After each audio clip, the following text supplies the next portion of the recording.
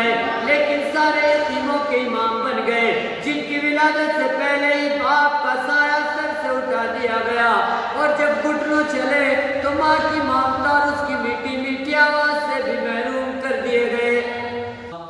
الحمدللہ نحمدہ ونستعینہ ونستغفرہ ونؤمن بہ ونتوکل علیہ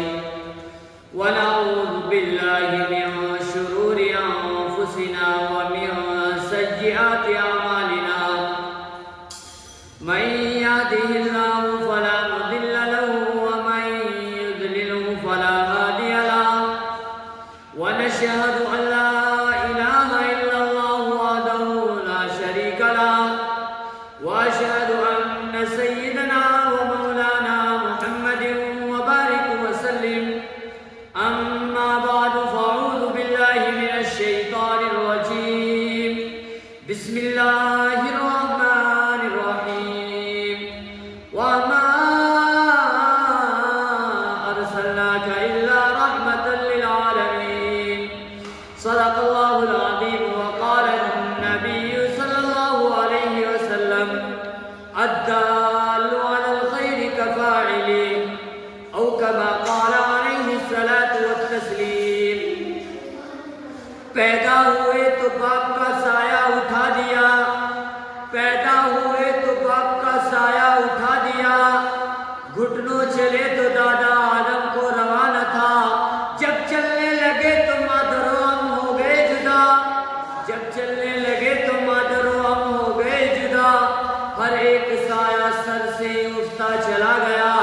سائے پسند آئے نہ پروردگار کو، سائے پسند آئے نہ پروردگار کو، بے سایہ کر دیا گیا اس سایہ دار کو۔ برادران اسلام اور میرے عزیز ساتھیوں، آج میں آپ حضرات کے سامنے اس جلیل القدر، عظیم المرتبت، رفیع الشان ہستی کے تذکرے کی سعادت حاصل کر رہا ہوں، جن کی حیات زندگی کا ایک ایک لمحہ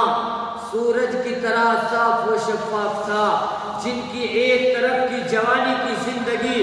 عفت و پاک بازی، عدل و انصاف سے لبریز تھی، تو دوسری طرف ایام طفولیت اور بچپن کی زندگی بھی پھولوں کی طرح بیدار، حسین و دلکش تھی، جو یتیم بن کر دنیا کے اندر تشریف لائے لیکن سارے یتیموں کے امام بن گئے، جن کی ولادت سے پہلے ہی باپ کا سایہ سر سے اٹھا دیا گیا، اور جب گھٹنوں چلے تو ماں کی ممتا اور اس کی میٹھی میٹھی آواز سے بھی محروم کر دیے گئے، جنہوں نے ایسے سنسان ماحول میں چلنے کا سلیقہ سیکھا تھا جو انتہائی بھیانک، خطرناک اور خوفناک تھا۔ ہر طرف گلیوں میں تلواروں کی جھنکار، گالی گلوچ کی آواز سنائی دیتی۔ اللہ اللہ، کتنا خوفناک منظر تھا کہ باپ باپ چلاتے معصوم بچیوں کو زندہ درگور کر دیا جاتا۔ اور میرے عزیزوں سنو، میں آپ کو سناتا ہوں، مکہ کے حالات کو سناتا ہوں، وہاں کی بچی کا ایک واقعہ حضرات کے سامنے بیان کرتا ہوں۔ اللہ کے نبی صلی اللہ علیہ وسلم کے سامنے ایک صحابی آئے اور اللہ کے نبی صلی اللہ علیہ وسلم سے فرمانے لگے، اے اللہ کے پیارے نبی، اے اللہ کے تاجدار نبی، اے مدینہ میں رہنے والے نبی، اے آمنہ کے بیٹے، اے حسن حسین کے نانا، فاطمہ کے ابا، میری ایک بات ذرا غور سے سنو۔ اے اللہ کے پیارے نبی، میں آپ کے سامنے اپنی دو بات رکھتا ہوں، ایک بات پر مجھے بہت زیادہ رونا آتا ہے، ایک بات پر مجھے بہت زیادہ خوشی ہوتی ہے۔ میرے نبی، میں آپ کو بتاتا ہوں، جس بات پر مجھے رونا آتا ہے، ایک مرتبہ کا واقعہ ہے کہ میں اپنے گھر سے تجارت کے لیے جا رہا تھا۔ اے اللہ کے نبی، اس وقت زمانہ جاہلیت کا دور تھا، آپ کے پیدا ہونے سے پہلے کا واقعہ تھا۔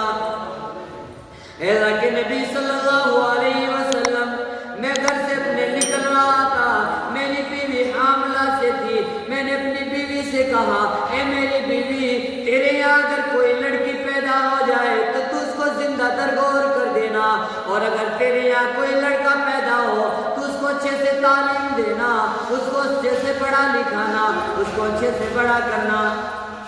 اور میرے عزیزو کچھ دن کے بعد کیا حالات سنو، اس ماں کے یہاں ایک ننھی سی پیاری سی بچی پیدا ہو جاتی ہے۔ وہ ماں اب دیکھتی ہے، اب اس کے دماغ میں دو باتیں آتی ہیں۔ سب سے پہلے اپنے شوہر کا خیال آتا ہے، اپنے شوہر کا خیال یہ آتا ہے کہ میرے شوہر نے مجھ سے کہا تھا اگر تیرے یہاں کوئی بچی پیدا ہوگی تو تجھ کو زندہ درگور کر دینا۔ آج میرے یہاں لڑکی پیدا ہوئی، اب میرا دل چاہتا ہے اس پیاری سی بچی کو، اس ننھی سی معصوم سی بچی کو، اس چاند سے ٹکڑے کو میں زندہ درگور نہیں کروں گی۔ پھر ایک مرتبہ دیکھتی ہے کہ چاند سا ٹکڑا ہے، اس کو دل دیکھ کر دل نہیں بھرتا، لیکن ادھر اپنے شوہر کا خیال آتا ہے کہ میرے شوہر نے مجھ سے کہا تھا کہ اگر تیرے یہاں کوئی لڑکی پیدا ہو جائے تو تجھ کو زندہ درگور کر دینا۔ اس بیوی کے اندر، اس خاتون کے اندر، اس والدہ کے اندر دونوں بیان، دونوں باتیں گھوم رہی ہوتی ہیں،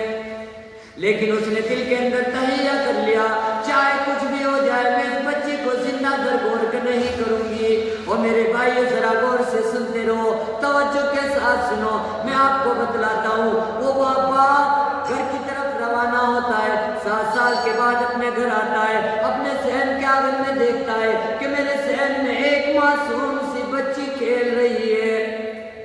وہ اپنی بیوی سے پوچھتا ہے کہ بیوی یہ بچی کون ہے، یہ بچی کس کی ہے؟